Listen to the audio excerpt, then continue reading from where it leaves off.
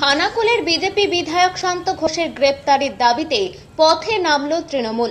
শুক্রবার খানাকুল বাসস্ট্যান্ড এলাকায় তৃণমূল কংগ্রেসের পক্ষ থেকে করা হলো অবস্থান বিক্ষোভ। ঘটনার সূত্রপাত হয় গত বুধবার খানাকুলের বিধায়ক তার দেহরক্ষীদের পাশে রেখে খানাকুলের রাজহাটি এলাকায় এক পিএইচি কর্মীকে মারধর করে বলে অভিযোগ। আর সেই মারধরের ঘটনা সিসিটিভি ক্যামেরায় বন্দী হয়। সেই ঘটনার সামনে আসতেই শুরু হয় তৃণমূল বিজেপির রাজনৈতিক চর্চা। অন্যদিকে মারধরের ঘটনার পরেই সেই পিএইচি কর্মী খানাকুল থানায় বিধায়কের নামে অভিযোগ দায়ের করে। এবার বিধায়ক সুশান্ত ঘোষের গ্রেপ্তারের দাবিতে শুক্রবার খানাকুল বাসস্ট্যান্ড এলাকায় অবস্থান বিক্ষোভে বসে তৃণমূল কংগ্রেস। তাদের অভিযোগ, বিধায়ক নিজেদেরও একজন ব্যবসায়ীকে মারধর করেছেন। তাদের দাবি, বিধায়ক একজন জনপ্রতিনিধি, তার ওপর তিনি একজন সংবিধানের লোক হয়েও সাধারণ ব্যবসায়ীর ওপর হাত তুলে অতি ন্যক্কারজনক কাজ করেছেন। একজন বিধায়ক কিভাবে আইন নিজের হাতে তুলে নিতে পারেন, প্রশ্ন তোলেন তারা। তাই যাতে বিধায়ককে গ্রেপ্তার করা হয় তার দাবি তুলে এদিন অবস্থান বিক্ষোভ করে তৃণমূল। যদিও বুধবারের এই ঘটনার কথা আগেই নিজের ফেসবুক পেজে এবং সংবাদ মাধ্যমকে জানিয়েছিলেন বিজেপি বিধায়ক সুশান্ত ঘোষ। তার দাবি, কয়েকদিন ধরেই এলাকায় জলের সমস্যা হচ্ছিল। তার মহিলারা এলাকার পিএইচি দপ্তরে তার অভিযোগ জানাতে গেলে পিএইচি কর্মী মহিলাদের গালিগালাজ করে, এমনকি হুমকিও দিয়েছিল ওই কর্মী। তাই তিনি তার সাথে কথা বলতে গিয়েছিলেন। উত্তেজনা বশত তার সাথে ধাক্কাধাক্কি হয়েছিল, তবে কোনো মারধরের ঘটনা ঘটেনি। দেখুন, ব্যবসায়ী না, এরা তৃণমূলের নেতা, আর এরাই এখানে পিএইচিটাকে মনিটরিং করে। এই যে রাজহাটি অঞ্চল রয়েছে, রাজহাটি 2 নম্বর অঞ্চল, সেই সঙ্গে বিভিন্ন অঞ্চল রয়েছে জগৎপুর, এখানে যারা পিএইচি মনিটরিং করেন সব কিন্তু তৃণমূলের নেতারাই। গত পঞ্চায়েত নির্বাচনের আগে ঠিক এইরকম গরমের সময় ইচ্ছাকৃতভাবে 10 দিন ধরে পিএইচির জল বন্ধ রাখা হয়েছিল। ইচ্ছাকৃতভাবে সাধারণ মানুষকে হয়রানির শিকার করা হয়েছিল। ঠিক 5-7 দিন ধরে এই রাজহাটি অঞ্চলেরও পিএইচির জল ইচ্ছাকৃতভাবে বন্ধ রাখা হয়েছে। বলা হচ্ছে মোটর খারাপ আছে। তখন দেখছি জল উঠছে, ট্যাঙ্কে জল ভরা হচ্ছে। তাহলে মোটর যদি খারাপ হবে তাহলে ট্যাঙ্ক ভর্তি হবে কী করে? আসলে এটা নয়, ইচ্ছাকৃতভাবে মানুষকে হয়রানির শিকার করা হচ্ছে। আজকে একটা ঈদের দিনেও তীব্র জলকষ্ট, মানুষ যাবে কোথায় জানতে চেয়েছিল। এলাকার মায়েরা বোনেরা গিয়েছিল এই অপারেটর তৃণমূল নেতাগুলোর কাছে। এরা তাদেরকে অকথ্য ভাষায় গালিগালাজ করেছে, তাদেরকে হুমকি পর্যন্ত দিয়েছে, হাত ধরে টানাটানি পর্যন্ত করেছে। তো মায়েরা বোনেরা যাবে কোথায়? তারা যখন আমাদেরকে জানায়, আমরা ওদেরকে ডাকি, ওরা কোনোভাবেই আসছিল না। তৃণমূলের নেতারা এটা ভেবেছে যে মানুষকে হয়রানির শিকার আমরা প্রতিনিয়ত করব, প্রতিনিয়ত অত্যাচার করব। মায়েদের বোনেদের তাদের একটা সম্মান নেই, তাদের সম্মানহানি করছে এরা। কালকে তো কিছুই হয়নি, সামান্য হাতটা উঠেছিল, আমরা কোথাও সেরকম কিছু করিনি, করতেও দিইনি গণ্ডগোল। এটা আমাদের কালচার নয়, এটা আমাদের কালচার নয়। তৃণমূল কংগ্রেস যে কালচারে রাজনীতি করে, হিংসার রাজনীতি, খুনের রাজনীতি, মা বোনেদের শ্লীলতাহানি থেকে শুরু করে মা বোনেদের ওপর অত্যাচার, ধর্ষণ, কি করেনি তৃণমূল কংগ্রেসের নেতারা? আমরা কিছুই করিনি। কিন্তু আমরা চেয়েছিলাম জলটা দেওয়া হোক। এই তীব্র গরমে মানুষ যাবে কোথায়? গরিব মানুষরা, যাদের কল নেই, এক প্রান্ত থেকে এক প্রান্ত মায়েরা বোনেরা জল আনতে যায়, তারা যাবে কোথায়? তারা যখন তাদের কাছে জানতে গিয়েছে তখন ওরা গালিগালাজ করেছে, উল্টোপাল্টা ভাষায় হাত ধরে টানতে পর্যন্ত গিয়েছে। তো এদের জবাব তো দিতেই হবে। আজকে মায়েরা বোনেরা পথে নামছে, কেন নামছে? এদের জন্য। সন্দেশখালি দেখিয়ে দিয়েছে। এই তৃণমূল নেতাগুলোকে জল চাইতে গেলে চুলির মুঠি ধরে মারা হয়, অত্যাচার করা হয়। কিসের জন্য হবে? কেন হবে? তার জবাব তৃণমূল কংগ্রেস আগে দিক। আজকে সাংগঠনিক জেলার পক্ষ থেকে আমরা আছি।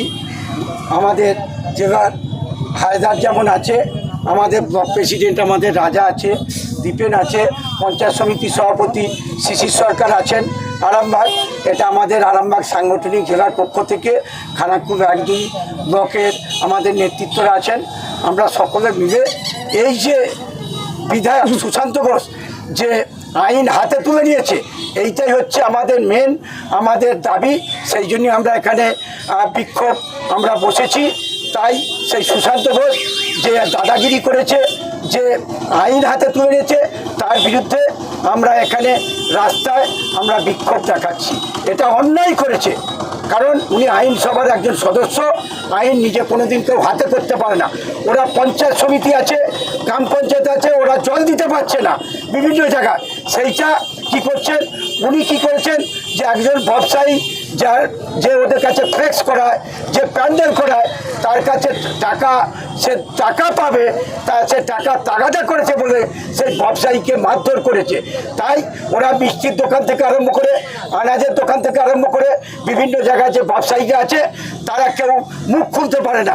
এ ভদ্রলোক টাকা চেয়েছিল যে আপনাদের কাজ করেছি, ফ্লেক্সের কাজ করেছি, টাকা দিতে হবে, প্যান্ডেলের কাজ করেছি, টাকা দিতে হবে। সে টাকা না দিতে চাওয়ার জন্য তাকে মারধর করেছে।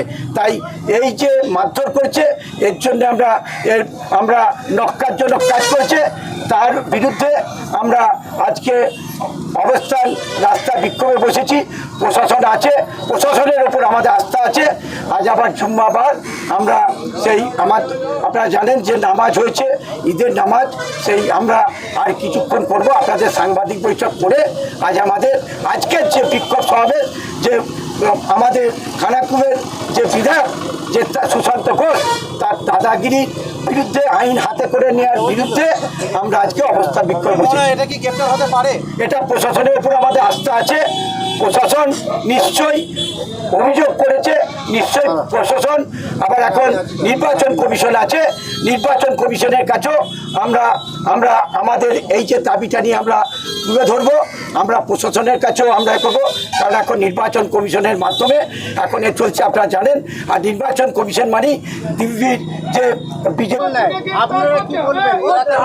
সংবাদ মাধ্যমে দুদিন ছাড়াই লেখা চলছে, তা আপনারা কি ব্যবস্থা? না, আমরা আমাদের খানাকুলে যে জল নাই, তার জন্য প্রশাসনিকভাবে যেভাবে নিয়ম, আমাদের নেতৃত্বরা তারা সেইভাবে তারা এসডিওর কাছে, পিএইচির কাছে বিভিন্নভাবে তারা দরবার করছে। এটা করার কথা পঞ্চায়েত সমিতি, এমএলএ, প্রধান, এটা আছে বিজেপি। ওরা চক্রান্ত করে এইভাবে ওরা একটাকে মুখটা ঘোরানোর চেষ্টা করছে।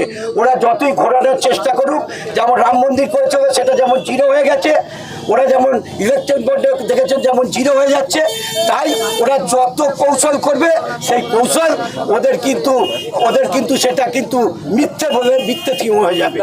এখন আরামবাগেই রয়েছে প্রাণ আইভিএফ ফার্টিলিটি সেন্টার। নিঃসন্তান দম্পতিদের মুখে হাসি ফোটানোর বিশ্বস্ত প্রতিষ্ঠান প্রাণ আইভিএফ ফার্টিলিটি সেন্টার দক্ষিণবঙ্গের মধ্যে সর্ববৃহৎ এবং সর্বপ্রথম এআরটি গভর্নমেন্ট রেজিস্টার প্রাপ্ত আইভিএফ সেন্টার এখন আরামবাগেই। অল্প খরচে আইভিএফ পরিষেবা, বন্ধ্যাত্ব চিকিৎসার এক অভিনব অধ্যায়। প্রাণ আইভিএফ ফার্টিলিটি সেন্টার একেবারে অল্প খরচে পুরুষ ও মহিলার বন্ধ্যাত্ব পরীক্ষা, বন্ধ্যাত্ব চিকিৎসা সবকিছুই হয় আমাদের প্রতিষ্ঠানে। সুচিকিৎসার মাধ্যমে মা ও বাবা ডাক শুনতে পারবেন নিঃসন্তান দম্পতিরা।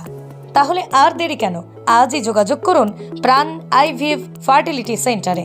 ঠিকানা বসন্তপুর, আমতলা, 2 নম্বর রেলগেট, আরামবাগ, হুগলি। যোগাযোগ নম্বর 7865858781 অথবা যোগাযোগ করুন 7908098172 এই নম্বরে।